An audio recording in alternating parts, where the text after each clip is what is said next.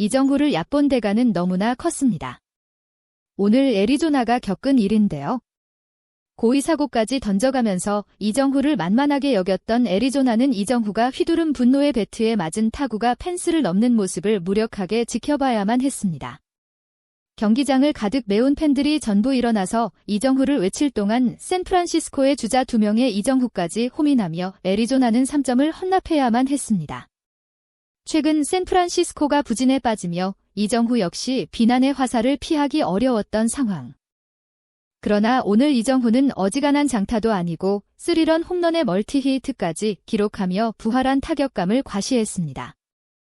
잠시나마 이정후를 의심했던 팬들도 환호를 쏟아내지 않을 수 없었는데요.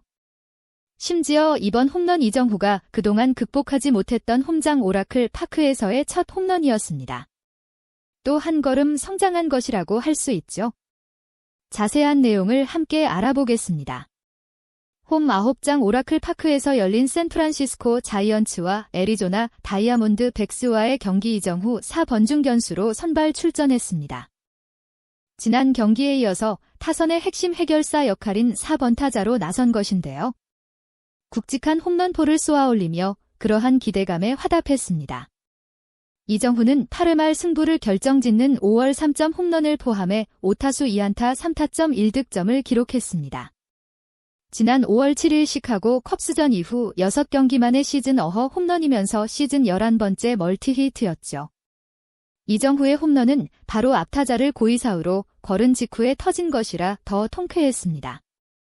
이걸로 타율도 2할 8호리에서 2할 8푼 8리로 올랐습니다. 샌프란시스코는 이정후의 홈런과 크리스티안 코스의 말로 홈런을 앞세워 애리조나의 10대 6으로 승리해 4연패 늪에서 탈출하는 데 성공합니다. 샌프란시스코 선발 투수 로비 레이는 1회 초 시작하자마자 3점을 내주며 불안한 출발을 했습니다. 1회 말 2사 1호에서 첫 타석에 들어선 이정후는 애리조나 선발 브랜드 파트와 마주섰죠.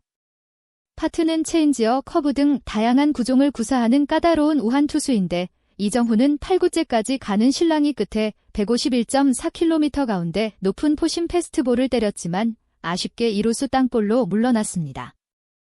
이후 2회 말 1사만루에서 9번 타자 코스가 자신의 메이저 리그 첫 홈런을 그랜드슬램으로 장식하며 단숨에 4대3으로 경기를 뒤집었습니다.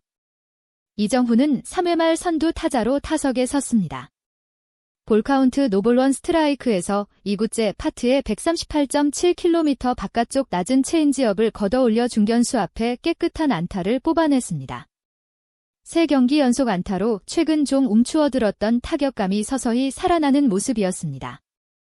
후속 안타가 터지지 않아 득점에 실패한 이정후는 5회 말 다시 선두 타자로 나섰습니다.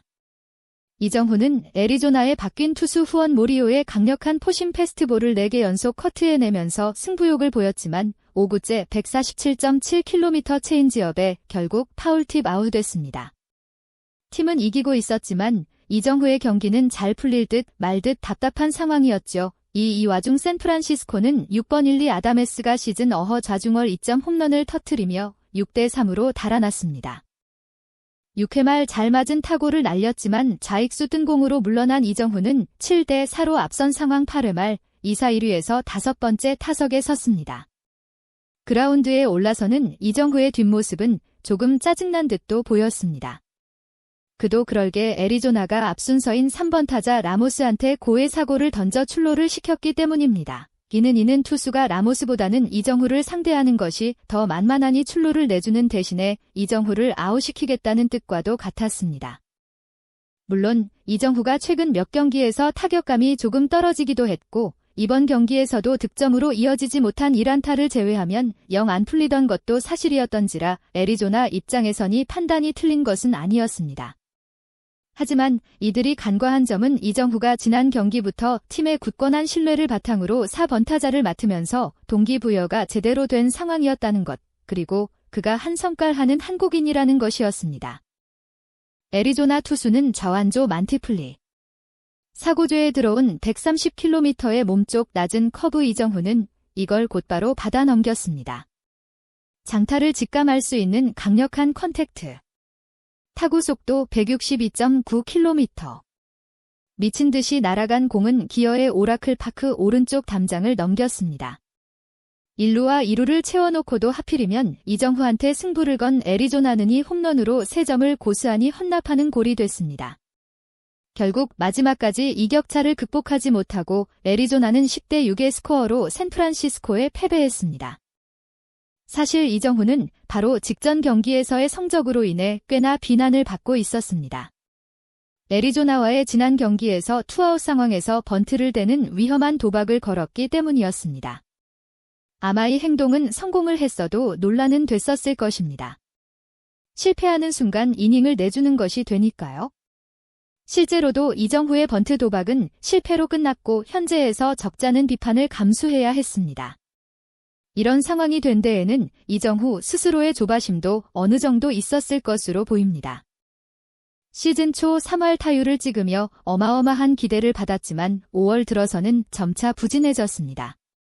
시즌 타율은 2할 8푼 8리까지 떨어졌고 5월 한정으로는 한 알이었습니다. 컨디션에 따라 타격감이 오르내릴 수는 있지만 문제는 이정후의 타율이 떨어지자 팀의 성적이 같이 나빠졌다는 것입니다. 애리조나와의 지난 경기까지 해서 샌프란시스코는 4연패를 기록 중이었죠. 원인으로 꼽히는 것은 우선 이정후라는 타자를 MLB가 점차 분석해내기 시작했다는 것. 그리고 MLB의 심판들의 판정 경향과 이정후의 스타일이 맞지 않다는 것이었습니다. 아무래도 세계 최고의 야구 무대인 MLB다 보니 새로 나타난 선수에 대한 분석은 질리도록 해왔을 것입니다.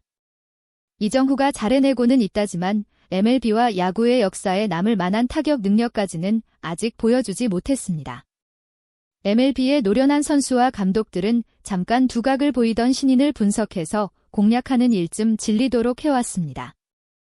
이정후 역시 초반 보여주던 특이한 타격 스타일로 성적을 낼 수 있었지만 다른 팀들이 그에 대한 분석을 시작하면서 조금씩 공략이 됐고 그래서 타율이 떨어진 것으로 볼 수 있습니다.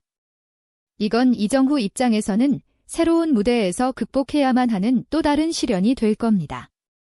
이미 분석당한 스타일을 넘어서서 자신의 장점을 최대한 발휘하는 기술을 몸에 익히고 다시금 저들한테 숙제를 내는 것이 인류 선수가 평생에 걸쳐 해야 하는 일이죠.